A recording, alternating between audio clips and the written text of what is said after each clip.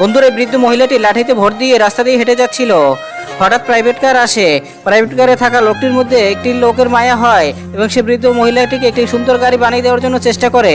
সুন্দর গাড়ি বানিয়ে দেওয়ার জন্য লোকটি প্রথমে কতগুলো কাঠ সংগ্রহ করে, এরপর কাঠগুলো সাইজ অনুযায়ী কাটতে থাকে। কাঠগুলো সাইজ অনুযায়ী কাটা হলে সেগুলো বার্নিশ করে এবং একটির পর একটি জোড়া দিয়ে একটি গাড়ির আকৃতি বানাতে থাকে। বন্ধুরা, লোকটি অনেক কষ্ট করতেছে।